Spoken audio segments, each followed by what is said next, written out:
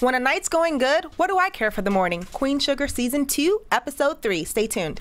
You're tuning into the destination for TV superfan discussion, AfterBuzz TV. And now, let the buzz begin. Oh, you're hype. Yes. I wasn't ready. I wasn't ready. Oh, am I early?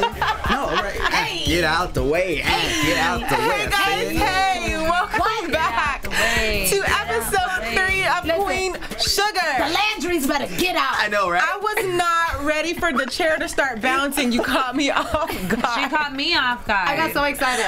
I was like, oh my God, did you write this song? Like the way you just freaked out. I'm your host, Elayna. You can follow me on all social platforms at hey_it's_lay. Ya tú sabes, Franceli Chapman right here. You can hang out with me at all things at Celly Hang Out. Awesome. I'm Ryann Graham. You can find me on Twitter at Ryan with 2 N's Graham and on Instagram at Instagram. And you guys can always find me, English Cleveland, on Instagram at Pink English, as well as on Twitter, English Speaks. English, you have a very seductive voice when you do that. Oh my God. It's like, yeah, it's like a... Do I? And you know, the episode is titled... Very black Marilyn Monroe. Yeah, actually. Yes, right? Doesn't she give you that? Like, you know, on vibe. So this episode is called What Do I Care for the Morning? And I feel like the only reason they gave this episode that title is because of Vi in Hollywood. They were hot and spicy. All this sexy. Literally goals the whole time. Like I was like, God, I just want to like lay up in a hotel for a week with somebody. So she couldn't even, when they were in the hot tub, she was like, she couldn't even stay still. She was doing this little dance. I was like, Vi. She's out there thotting it up. Right. I was like, ooh, okay. They was cute though. It was cute. They were really cute. I couldn't tell that you felt that way while you were watching the episode. I mean, because I feel like we had the same reactions, no? She gets at me every time because I can't sit still while I'm watching Queen Sugar. I just can't. Okay, guys, so I don't know if it's just us, at least this side of the table, but when you were watching it, please let me know in the chat room if I'm wrong. When the Vi and the Hollywood scenes come on, I was like... Agreed. Does it make you uncomfortable? It was cute, but I was like, I don't want to see. Like, it was. There was a level of like, ooh, this is like watching my grandma. Yeah, that's the thing. No, like, ooh, like honestly, it's cute until the sexy stuff started happening. I'm like, I don't know. Like when she like jumped up in his laps and he picked her up, I was like, ooh, I feel like I shouldn't watch it. I don't want to see this. I don't want to see it. I don't want to see it. Time out. Ageism is happening here because I just feel like no, for real. Because I feel like on TV we're always seeing the young people getting it hot and on. We're gonna get to that age at some point, and think about it. On the OWN network, what age bracket is watching the OWN network as well?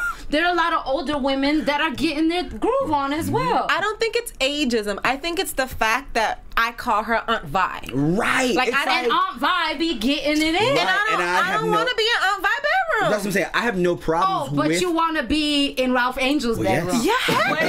Okay. He's not my uncle. He is like a... How would you guys feel if Aunt Vi was dating like a young, sexy, fine, like... It's Aunt Vi. Ralph Angel? If she was with a Ralph Angel looking type of dude, we wouldn't be having this conversation. No, it's I don't think so either. I'm with you. Like, I'm like, it's not, like, I agree.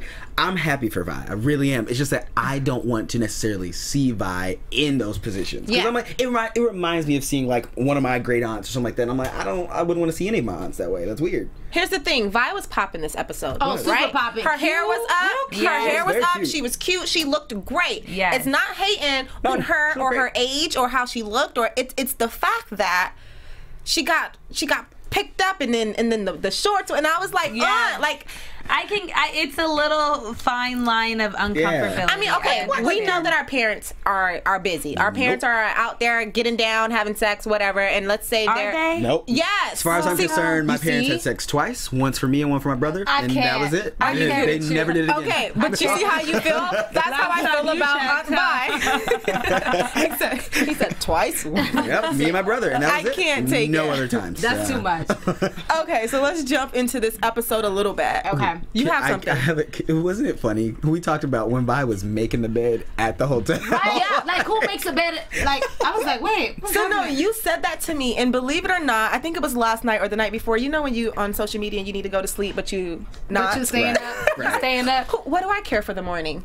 I was watching this like documentary kind of thing, and it was talking about how black folks go to hotels and they make the bed, and it was like it was, and she kind of, it was a professor, and she was teaching a very multicultural crowd, and it was, why do you think that when we go to hotels we make the bed? Because I'm that person too. Like when I'm in a hotel room, I clean it up a bit. And when she talked about the point, the reason is being because, you know, back when there was slavery and etc., we've always been looked at as lazy. Like our slave owners didn't think that we needed much sleep, like because they would work us so long and they would call us lazy and whatever the case may be. So now in today, I don't even think we realize it, that some of us overcompensate for that title. So like for me personally, I clean the hotel room because I don't want like the housekeepers or anyone else to come in and be like, oh, she's dirty and it's because she's black.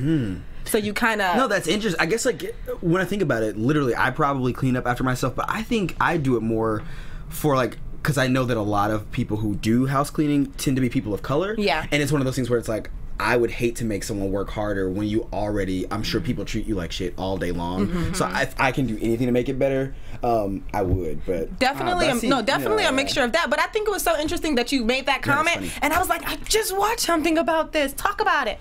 Well, I mean, this is the thing. I always make, my mom said, if you wake up in the morning and you don't make your bed, you dirty.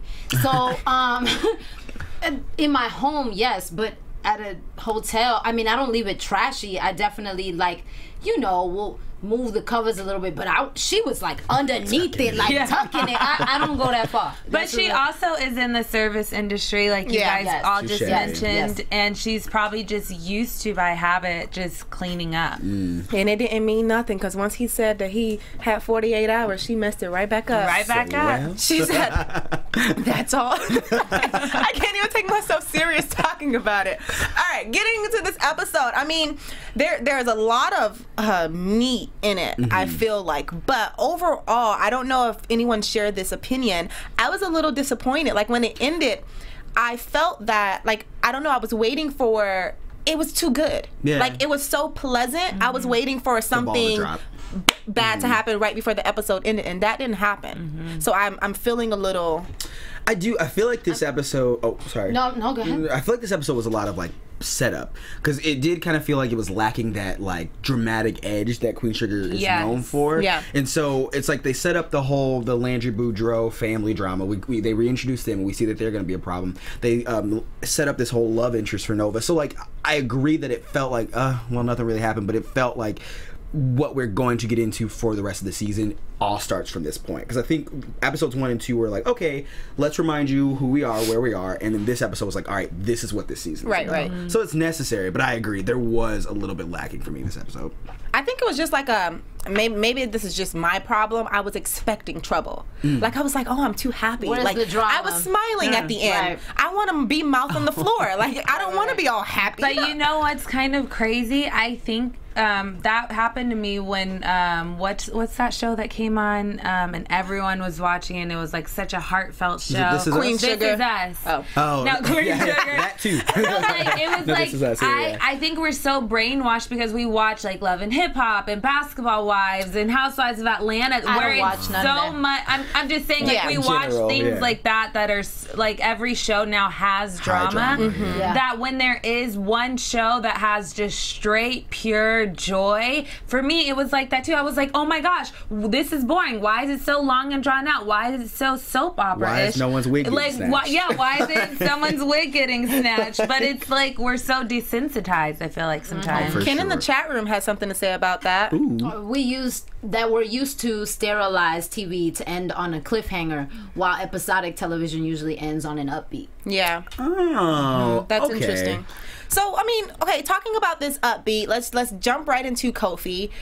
What is his name on the show? Ralph Angel. Look, see, I'm so personalized at this point. By his real name. Hello. We just say his real name, so I know it's real. We just thank Jesus for him. Thank you, Jesus.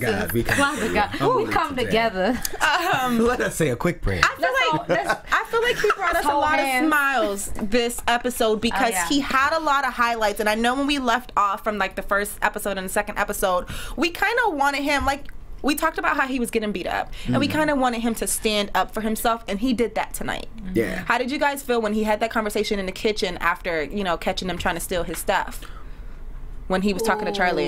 So from beginning to end, Ralph Angel for me has been just like, in this episode anyway, like the suppression of the black man's anger, and how the white man constantly threatens them for them to like, use it. Like, I want you to act how, quote unquote, I'm expecting you to act, so then I can do something about that. But then how the black man has the right to be angry, and how systematically has been pushed into a certain way, and that's what he saw when this other black man is stealing from him. Because it's quick to respond the way Charley did. Yeah. What? You coming onto my land? You stealing from me? You stealing from your own people? But then Ralph Angel really gave us a true perspective of like what it means to be systematically kind of dehumanized by the system. I have no money. I have no way to support my family. I don't know what else to do. And that darkness is all in us. We all have light and dark, and we're all just a couple of bad decisions away from being homeless or in jail. Like, we can't judge people who are in these positions because we don't know what we do if desperation came to us. So for me, Ralph Angel just is true strength for me in this episode, because it takes real strength to say, I'm not gonna hit you, we gonna give you a second chance. Like, every time and time again, like his laughter with his son, then the moment with the sister with like, yeah, she said yes to the loan. I mean, just strength. Ooh, thank you, God. Yeah. No, I mean, I agree. I definitely feel like Ralph Angel's character, like, you definitely see him becoming the man that we know he can be. Because like last season we saw him fumble and stumble around, but like I think that this season is definitely going to be the time when we're like, oh, Ralph Angel like has it together. And it's nice to see him show that restraint, because even when he was in that meeting room with was it Sam Landry or Jacob, he really wanted to punch him. He's like, I'm gonna hit you, and then like he's like, no, because that's what you expect, and so he let back. And it just sucks. I do feel like white people constantly, not all, but a lot of white people test black people, and it's like, and then want to play victim, like, well, you shouldn't have done this, or like that respectability politics, which also comes up in this episode. But I mean, it just sucks to see that like black people do get tested a lot, and then we always have to be the ones to like kind of step back and go, all right, I'm not going to give you. We're going to be the bigger person. I'm going to be the bigger person. And it's, I mean, I get it. I get that that's hard, and I understand that people cross that line sometimes. I mean, it happened in the news with the black guy who got sucker punched at the Trump rally. Oh, yeah. And so they went to court, and the white man cried in front of him and apologized, and the black man shook his hand, and it went viral, and everyone on the internet was kind of bashing him, like, how dare you forgive him, and you should have punched him right then and there. And he's like, for what? Then I would have been in jail, and then there would have been a new hashtag, free Richard, or whatever. Right. You know, like, it's one of those things where it's like, sometimes being the bigger person doesn't mean, I get it, like, oh man, it's always us that has to be the bigger person, but Jesus always had to be the bigger person too. So, you know. Yeah, forgive because we were forgiven. I mean, if you believe in Bible, but right, forgive for sure. We forgive. I was excited to see Ralph have the self-control to communicate himself, and then to also see himself in the person. So I thought that they did a really good job with having the people who tried to steal from him not be the Landrys. Yeah. Like, it was good having it be another black brother, because we got to see this perspective, and I think we're constantly in between Charley and Ralph Angel, where we could understand her calling the police. Like, like, you know, when she was like, your son lives in this house and they just came to your home. I'm here with you. Like, I get it, but I also understand Ralph's side, being that he has been to jail, and we know how hard they are on us as a black people. So it's like, why would I want to send him to jail, or why would I want to call the police on him? However, you made the choice to come over here and steal from me. So like, now I'm in this place as a viewer. Like, what do I do? I agree. And the thing is you knew what you were setting yourself up for. There's a risk in everything you do. Yeah. And the thing is you're taking from someone else just to gain for yourself. And now it's easy for you to say, I'll never do it again. Of course you're never going to do it again, because you just told all the news. And I mean, I believe in second chances, but there's also a different side. How do we know that you're not going to do it again? And you plotted. You made deals. This is not something you just decided in one day. You made deals with these people. Do you believe had he not gotten caught, he would have saw his way through with the Landrys? Yeah. Yes. Well, I'm not arguing that. Absolutely. I just had to put it out there. That's the only reason why he's doing it. He's doing it to gain.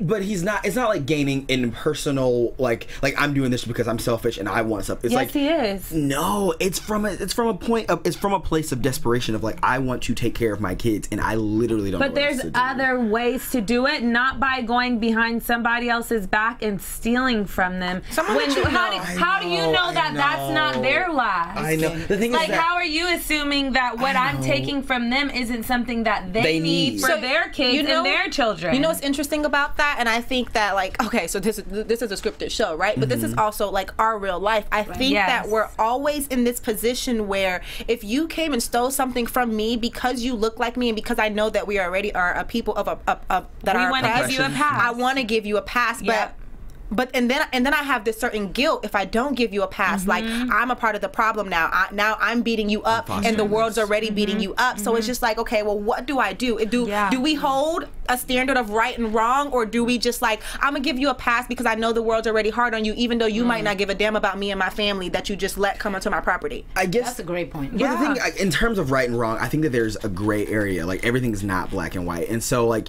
yes, had he have been stealing and being like unapologetic or like there was no story behind it, like after listening to this man's story about being like, I can't feed my kids, how do you look at your kids every day and not be able to take care of them? Like hearing that, I'm like, I get it, because you systematically have been put into this position where you can't come up. Like I understand that, like yes, there are other ways, and I'm not saying what he did was right, but I'm saying I think I would give a pass because I'm like, I can see how you got to this point and how you're desperate, and like because it's we as people of color, we know that it's hard. I mean, and like we are fortunate to be where we are and have people in our lives and have made the decisions we've made, but some people don't have those benefits. No. Absolutely, but too, think about this, for the long haul, they're stealing that sugar cane for a reason. They may be reproducing that to make lands and crops, and the thing is, this guy isn't thinking about the bigger picture. He's thinking about right now. I need to feed my family right now. Okay, you get that money, then what are you gonna do next when you need money again? You get in a situation that you're gonna do it again and again and again, and it's easy, and then you screw it over another family, and then now someone else is taking their recipe of crops and they're back to being the queen sugar. Ken in the chat room says, first of all, how do you know that the guy is even telling the truth? Yes, exactly. That part. But the thing, I could literally flip that back. Ken, I could say, how do you know he's lying? Like, sure. I mean, like, okay, but you can't argue that. Like, I don't know. I just feel like I get it. I do. I'm not saying he's right. I'm just saying I can see that desperation. And I think that when we're faced with these decisions, it always comes down to who you are as a person. What leads you? Like some people are led by their heartstrings, other people are led with Holy Spirit. with the clear mind. Come on now. With the clear mind, you know what I mean? So the outcome's always going to be different. And I just think for Ralph, I understood his stand. Like for both of them, they were justified in that moment. And there were times throughout this episode when it was between Charley and and Ralph Angel that I felt like Charley just needed to listen. Clearly, she's been saying his name a lot often. I mean, maybe the Lord's trying to tell me something. I don't know. Maybe maybe that's why it's just naturally just coming. Or maybe you talk to him so often that you're just so used to just saying his real name. Oh, please. But no, with Ralph Angel and Charley. Kofi with your coffee. We can't even focus. Guys, it's not me. Sorry. With Charley and Ralph Angel, I think that there were a lot of moments in this episode that I remember the last show, you guys were like, a little hard on her, and I'm Team Charley. I always have been, and I think I always will be because I share that eldest. But she just needs to listen. Like listen. No. I was like, well, where did those notes go? I can't say. I was being funny on purpose. She needs to listen to him sometimes, which made me think about a really good thing, because we saw him with his parole officer who came over, who gave him the whole "be careful, your sisters may sue you," etc., which made me think that we really have to be careful who we're talking to and who we're listening to. And not to say that the parole officer was wrong about the advice that he gave to Ralph Angel, but it was also like, this family is already dysfunctional. Yes, so that comment, that seed that he planted is going to be a reoccurring kind of self-destruction kind of thing. So what you guys' input on that? I know we did a poll earlier about if you feel like he should tell. Yes, we asked everyone in the chat, should Ralph Angel tell his family about his father's will? Ooh. What are people saying so far? Calvin says yes. With no explanation. Ken says, yep, the truth will come out. Yeah. Because, I mean, if he doesn't tell them himself, it's going to come out anyway. So I do agree with Ken that it should come from his mouth before they find out another way. And I feel like I agree that he should tell, but I also feel like he should tell before it's like a situation where he's like, well, all right, before it's like in a vindictive way. Right, because I don't want him to be like, when Charlie does something he doesn't like, and he's already holding it. It's like boiling. Like you could see those moments with Charlie where she's like not letting up, and she'll mention something about the land, and I could see it in his face. He's like, that's some good acting, brother. Like the fact that you can do that with your eyes, that I can see that that's what you're thinking in your mind, like, ooh. If only you knew. If only you knew this land is mine, you know? Mm-hmm. That's discipline, self-control. Yeah, self-control. Kudos to Ralph Angel. Or petty, because he's like, or he's like, all right, like when you like, let me keep all these receipts. Like when someone you like, okay, you want someone comes in and you're like, I have screenshots from 2 years ago that'll ruin your life. It's the same thing where it's like, all right, come at me. That's petty. No, Ryan, I think that's just you. Because why you got screenshots for 2 years? Right, you real petty. What kind of storage you got on your phone? Because I need that. I have the 128 gigs. Hello, I need that one. Got it. What's beautiful about what you just talked about is, and I'll start from the end and go, get to how we got there. Even though we see Ralph Angel having these moments of pettiness or self-control, of him holding receipts, toward the end of this episode, we see this moment of union. Yeah. And we see her, like, and it comes from a place of her finally seeing him with Blue, and her finally seeing him interact with Micah, and her actually being able to see him outside of their conversations. Because they only come together when it's time for an argument. Right. But they're not in each other's lives like that. So I think her seeing him in different elements allowed them to reconcile, and they shared a hug, and I got like, that was like big for me. I was like, okay, which is why I was like, this episode was very feel good, because that was a big moment. And I think the fact that she's finally realizing that he needs to stand on his own, which is what we all said last episode, is just, wow, who is he gonna become? I'm excited. I'm excited to see him grow in this moment. And I think he's actually, at this point, I don't know if it's like selfishness or self-control or being petty. I think he's really, really wanting things to work out. Yeah. I think he sees he has the golden ticket. He's almost like Willy Wonka in the chocolate factory right now, and no one knows. Yeah. And so I think right now it's like, play your cards right. He knows that he doesn't know how to do this by himself, honestly. Yeah. So he has to have them, and he has to have them to be a part of it. Oh, yeah. So whether or not, if he tells them today that their name isn't on the land, what is that going to change? But I feel like at least they would know. At least they'll know. At least they'll know. But I think right now he's really working on keeping Blue, really working on Darla, really working on his self-control, and then like we see next week, there's going to be a little drama. I told you y'all be cheating. I love a good preview. It is not cheating. What's beautiful though is that he's not throwing it in their faces, like especially Charley. He's not like, you know what, girl, all of this is mine, go home. Like, you're dismissed. That's nice. So that is beautiful. I think it'd be even greater if he comes up with a game plan, like, okay guys, Dad actually left me the entire land. However, I want to share it. Right. That's what I want him to do. But that's what he's getting that loan for, though, right? He's wanting to get the loan for himself. For his side of the land. Yes, but like that. I mean, that's not like, it's not selfish. It's more of him thinking like legacy. He's like, this can become something we can do. But I still feel like he should say something and then share. Like, I mean, I'm not saying he has to say it's mine and get off, but I'm saying he should let them know. I think he should keep it and Charlie have the mill.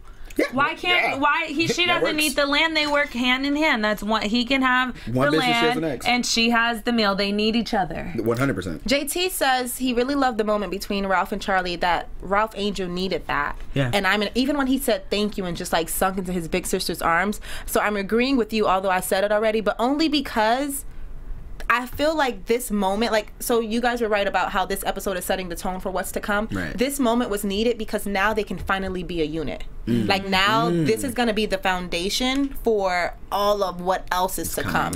But I feel like the unit started when they on some G Unit, ran up in that office. Which is why we started with that song. You know, like, I was like, yeah. Because this is the thing, like, there's 7 of us in my sibling clan, and this is the thing, like, I may talk about my brothers and sisters, or they may get on my nerves, and we may get to fighting, but you mess with one of us, you mess with all of us, and we finna all roll up, you know, like, that's, so for me, that was an awesome moment. I was like, yeah, that's what you do. Like, can we talk about how Charley tried to, like, hold Ralph Angel back? Like, when she was like, when she was like, you run up on, like, when you come after one of us, you come after all of us, and he was like, yeah, and she was like, no. It was like stand down.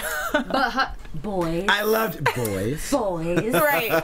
It was such a needed moment. And I think for Charley to have this attitude where she's finally at a point where she's like, okay, I'll do this for you. You do need to stand on your own. I think, like, she got to the place that I needed her to get to of her progression when it comes to Micah, when it comes to handling Davis, and I love that the forgery is out there. Yeah. So how are you guys feeling about her growth? Because I know you were anti her last time.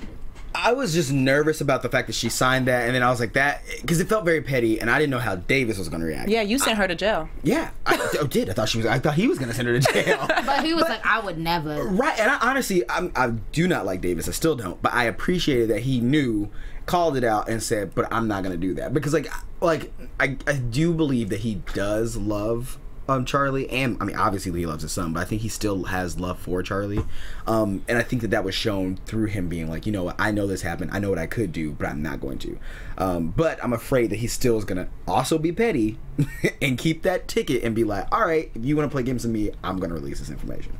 I don't know. They're so hurt. Like, they're so hurt. I mean, and hurt people. Yeah. And literally what I was saying before we got to the point of resolve, when she first went over there and he decided to answer the door in a towel. I can't. I couldn't either. I was just cannot. This is just the games that exes play. He knew. You got secure. You could have threw on a shirt, something. Anyway, but when she first went over there during that scene, it was a lot of hurt. It was a lot of pride. Like the arguing and the bickering, all of it comes from, you embarrassed me, you shamed me, and you're too prideful to even, like, he's still walking with his head held high. Right. How could you? Like, how do you even function in that way? What? How does he function? Yes. He doesn't think about it. He's thinking only about himself. I'm sure he's fine. I used to, like, I mean, like. He's like, is this a serious? He's a man. Honestly and truly. No, I can't use that as an excuse. And I don't mean that in like all men do this. But I'm saying, like, literally, I can believe that guys will cheat, do this, and think nothing of it, and be like, and I'm not saying it's right. Yeah. But I'm saying I totally can see a guy having a disconnect between what they did and how it was wrong and how it hurt someone. Like, I could imagine him totally being like, well, what do you mean? All the other players were doing it. Like, what? Yeah. I mean, it's not right. Because he's thinking about himself. Yeah, he's selfish. No, and so I think that the setup for his character kind of took me off guard, because when we were first introduced to Davis, he seemed to, like, he tried to cover it up, he tried to hide it, he seemed a little bit remorseful, like he wanted to protect his family, and all of a sudden, now that it's out there and Charley dealt with it and handled it, it's like, okay, well, hell, I have nothing else to lose. Yeah. And that's the part that I don't get, because if it's genuinely about his son, if it's genuinely about Micah, then it'd be a little different. You know what I mean? That's the thing I don't think it is about Micah. It's not about that. I think he's so used to Charley planning everything in his life, and he even made mention, it's okay, Charley, I know you're gonna always do what's best for you. Right. And I think now she's kind of controlled where his career has gone. She's controlled his image. She's controlled his branding. Now she's controlled him enough to move to New Orleans, get him on a team, make deals. She's the real boss. Get him out of a case, the sex case. Like, without her, like, making all those deals behind the scenes and the foundation donations and all the things that she was doing, like, she's always saving Davis. So now she's saving him in the way that she wants him to be saved. She is the ultimate Captain Save-A-Ho. I just want to go ahead with that. But I think that's also why she had that moment with Vi in the kitchen about missing home, because she saw Hollywood and Vi together, and she had this sense of, I don't really have nothing to do. So she went to wash the dishes. Yeah. You know what I mean? Like, but it was such a beautiful moment because I thought about Remy there. Yeah. Like, she does need to grieve her marriage. And that was a real moment of grief coming up. Like, I actually missed this. And although he did me wrong, and although I made the right decision to divorce this man, it still doesn't take away the decades that I've been with this man and what I had that he broke. And that is a death. My marriage has died, my relationship has died, this unit has died, and I have to treat it as such and go through that process. So for me, I thought that was beautiful. Where were you guys, what were you guys feeling when Davis gave his "Let Me Be a Father" speech and compared himself to Ernest? Ooh, wait, your lies ain't working now. Hey, look who's hurting now. Hey. I had to shut it down. Oh. That's exactly. I thought We're not singers. Okay. We're not No, playing the no, I fool was happy. before. Okay? Come on now. Like, Come on. Oh, okay. Why? At this, like, you could say anything at this point. You just 2 weeks, or I don't know what the time sequence they want to put us on, but you just were in the club with a girl. Right. Yeah. Like, I can. don't compare me when you know you're a bad person right now. Yeah. You know he knows he's a bad guy right now. But I think he knew that will be what he needed to say. Again, I think that Davis is very selfish, and I think he knew that he needed to say that to try to get under Charlie's skin, because stuff like that probably worked on her before. He probably could throw those lines at her, and she'd be like, "Oh, okay." And I think that Charley has also grown, and she's over it. She's like, "Nah, I'm over it." I'm That's why that line where she says, I almost bought it. I have to remind myself who you really are every time I talk to you. I was like, oh, boop. Girl, his little bubble. Because he hasn't had any time to change. Wow. It's not like he's done anything different. Or really trying to. It doesn't look like. No. You know that famous saying, when people show you who they are, believe them.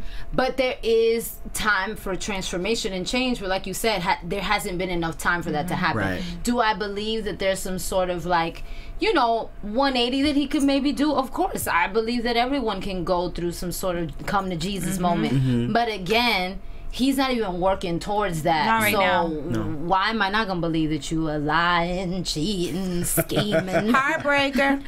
This is a karaoke session. I know, really. Right. So I know we're not gonna jump to predictions yet, but Miss Chris Brown 416 brings up a good point. She says that Davis is selfish. Oh, you know that person?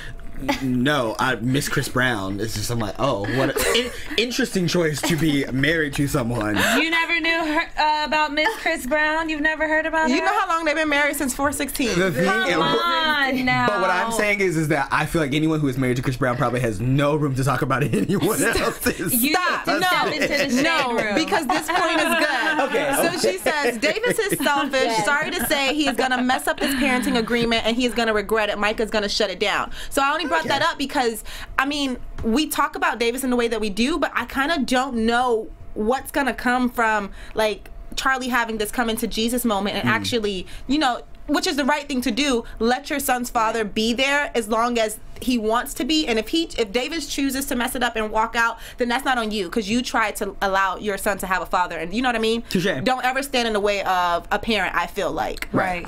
So when she had that moment, I was happy with that. But go ahead, girl. Sailor Girl brought it back. Yes, girl. She said, he's the same one who said to his mistress, I pay you to do things my wife don't. Ooh. Now, a man who says, like, that voice, like that recording that she played, that dude, nah, we don't trust that dude. That's true. So it's like, nah. But I agree. He hasn't made. Come on. Show yourself approved. He hasn't done anything different. Charley saved him. He's been saved. He hasn't done anything. Life is Ryan easy is about to lose his mind. I'm not gonna lose my mind. I'm just saying, yes, Charley should not trust Davis. Yes, Davis is a bad person, but she should allow Davis to have a relationship with Micah. Absolutely. Full custody or joint custody, maybe not. No. But I do think, like you're saying, like, you should not block someone from being a parent, because if he really wants to be Micah's parent, Micah will see everything that Davis is, and if Davis ain't about shit, excuse my language, then Micah will see it, and that'll be the end of it. He already does. I mean, we all need both parents, good, bad, or indifferent. You need a father and a mother, and that's what she said at the very end. She's like, ultimately, I think he needs this, and that's the not to jump around, but like that's the thing with Micah. This whole episode, he's just been dark and closed. I think the only moment I saw him smile and laugh was when Aunt Vi and Hollywood came back, because it was a joyful time. But like, he's not eating, he's not sleeping. I mean, this is a very traumatic. We don't even know what really happened to him. Very traumatic thing that has happened, and he's gonna need the whole village to get through this. And I wish people would start to I do, obviously Ralph Angel and Nova kind of notice, and I feel like Charley is so caught up with what's going on with her that I'm not gonna say she's neglecting, because I don't mean that, but I feel like she's so caught up with her that she's not noticing enough and paying enough attention to Micah. That's my opinion. I think she also, her parenting style is just different. Because even when they were driving in the car and she was trying to ask him how he's doing, I kind of wanted her to ditch their plans and just have a mommy and son kind of day. Like let's not talk about it. Let's just enjoy each other. Let's not go to any meetings. Let's not go to school. You need me to just be present and to just be there. And you don't want to talk right now. Yeah. And when you want to talk, you will, because we see him talking. He expresses a little something to Ralph Angel or to Nova. He's just he has that barrier with his mom because he doesn't know where she lies. Ken brought up a good point when he was like, Charley is just trying to protect her son, especially when it comes to his dad, Davis. So the reason she's being, you know, a little bitchy is because she doesn't want him to get hurt. Like, I don't want you to have to see your father how I see him. You know, although he's already embarrassed us this way, I don't want you to grow any kind of hatred. So I'd rather keep you on this side. And then, you know what I mean? So I get it. No, I get it. And then also too, how old is he? 16? Yeah, somewhere. It's almost like, you know, when you're that age, as soon as you try to put more on your kids and ask them over and over, the more they retract. And so it's almost like, kind of like, come to me when you're ready, and opposed to, you know, obviously I think they notice he's not harmed, he's fine. I mean, it's just physically. Yeah, he's physically fine. But emotionally, this is the thing, when you grow up privileged with money and sheltered, to go, like, some people in the chat are like, well, he's grown, he needs to put his grown man pants on, and da-da-da. And I think that's, grown? Look, I think it's easy to say that, but at the same time, it's different from the young men that grew up in New Orleans and are from a certain background that kind of have thicker skin and can handle things in a particular way, and even them will go through some psychological traumatic, because I feel like, unfortunately, society has conditioned men to be like, well, you know, tough it up, man. Especially like, black men. Keep your head high, you know, like Ralph Angels was like, just keep your head up. Like, wait, what? Like, we're not gonna talk about, like, but again, Ralph Angel doesn't even talk about his pain. You know, like, it comes out when it has to. So I think that's the thing, like, black men aren't conditioned to really, like, let out all this stuff that's on the inside of them. Like, no, Micah's still a child mentally, and it doesn't make it any better that he grew up privileged and sheltered. Zaya said, like Hakeem on Empire, Micah needs to grow up. Ooh, shady boots. Pause. My goodness. Hakeem on Empire is also, what, like 24? Like, I agree. But he's like having sex. And he's a brat. Like, model. Like, I mean, And he's a brat. And Micah's not a brat. He's also Micah's a really good kid. I actually think, to your point, it's going to come up next episode, and we're going to see a little bit of that when it gets to Micah. But before we run out of time, I want to get into this whole Mr. DuBois and Nova kind of thing. Like, first of all, they had a very intense conversation on stage, and they both were speaking to some very real points, and I think it's almost like the do you agree with Charley or Ralph Angel when it came to calling the police, when it came to Nova and Mr. DuBois. So I kind of, like, what side were you favored with? In honor of karaoke night, you had me at hello. So that's from Mr. DuBois. I feel like from Mr. DuBois, because I really feel like from the moment there was this energy, this chemistry from the moment they were introduced to each other at the mingling party the night before. But I feel like, ooh, ain't nothing sexier than a man that can mentally stimulate you, and you can have healthy debates. This is my thing. We can argue all day, and we cannot be on the same side of something, but it's just so beautiful to see two grown black people that are very educated have a solid debate, and no one's calling nobody out of their names, no one's yelling, getting all crazy. It's just like, look, this is where I'm at, this is where you at. And to see Nova get turned on by a black man, I was excited about that. I was excited about that. Okay, so for the debate part, you were on Mr. DuBois' side as far as it not being completely the man, but he believes in black people getting their stuff together and being smarter. I think both of them. It's both their points. Yeah. Like, honestly, there are systematic things put in place to ensure that certain marginalized communities don't get out, because then how's the rest of the puzzle gonna work? Right. The way the system works right now is for this to be up here and the rest to trickle down. But there's also people that have come up, you know, like I can't negate the opportunity. I'm an immigrant, you know, I came to this country, you know, illegally, and then got my papers, and I pay taxes, and I'm not one of those illegals people talk about on the news. Everyone's not like that. So I think saying that you're not able to accomplish the American dream is a lie, because a lot of people do. But there are systems in place that do not allow everyone to accomplish their American dream. No, for sure. I think like the argument is like being militant, like it's like being Malcolm X versus being Martin Luther King, and I feel like Nova is definitely more of like a Malcolm X, where she's like a revolutionary. In with the people. Right. And like, so I think in the argument, I'm somewhere in between, but I think I tend to lean more towards Dr. DuBois' side, because it's just like, I do feel like there are ways to, I think if we educate ourselves and build our own selves, like build our communities up to where we are making money for ourselves, it helps us like